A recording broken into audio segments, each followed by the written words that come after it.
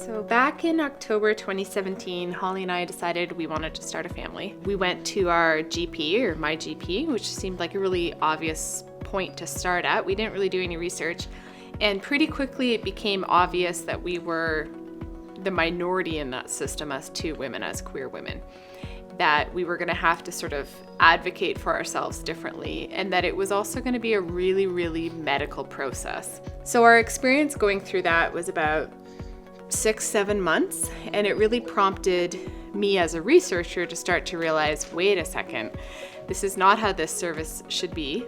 And there's a lack of knowledge generally in the community, even about how we can start families and what service providers need to do to better support us as families. I think it was a bit of an eye-opener too, just because we sort of feel like ourselves pretty knowledgeable, pretty, advocate for ourselves to know what's out there. And so if we didn't know where to go and where to start and had all sorts of questions, we were sort of thinking there must be so many other people kind of in the same situation. Like, it's not a brand new concept for two women to have a baby, but it isn't actually common knowledge how you go about doing that.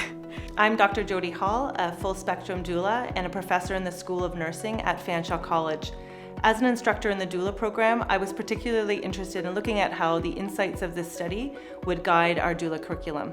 Over and over, we heard from participants that providing more queer-centered care could be as simple as asking, can you tell me more about your family and how can I better help you in this process? So our study looked at queer, lesbian, and bisexual women's experiences accessing assisted human reproduction services in southwestern Ontario. This stemmed from Dr. Annalise Trudell's personal experiences with her partner. Her experience raised critical reproductive justice questions around who can have access to families and in what conditions. And so there was a concern as roughly 25% to 30% of people accessing fertility services are queer identifying folks.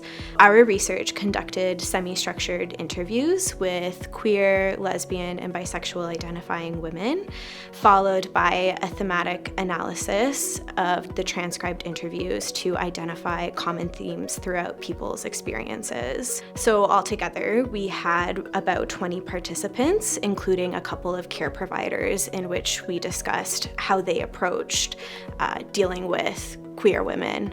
First, we found that assisted human reproductive services are very heteronormative, meaning that they are built and set up primarily to serve cisgendered heterosexual couples, particularly who are having issues with fertility. This becomes evident in things like the intake forms, language used, art on the wall, so they're not really equipped to recognize queer identifying folks. Second, we noticed that it's a very medicalized system, so people who are entering into the fertility service are expected to follow protocol that is told to them by the medical providers without a lot of choice given. And this can result in a lot of bureaucracy and having to do tests that maybe they don't necessarily want to. So a lot of what clients want or need isn't necessarily addressed. Lastly, we found there was a lot of frustration from the participants about a lack of accessible information about reproductive services for them as queer women. This resulted in them having to turn towards medical providers for what their options and choices are in terms of building their families. However, this can become a problem when those medical providers don't have that information or understanding about their situations. I want to be able to go back to our fertility clinic and talk to the providers there and say, hey, we interviewed X number of queer folk, and here's concrete ways that you can be more inclusive in what you're doing. I want to be able to go to the queer community and say, hey, you have more than this one pathway option. It doesn't have to be as medicalized. You actually have all these other control moments that are not presented to you. So let us give you that knowledge. And I want the broader community in Canada, let's say, to just hear some of the queer family voices, to have that continue to be more normalized, because it isn't yet. So those are sort of 3 big outcomes from a 1-year grant.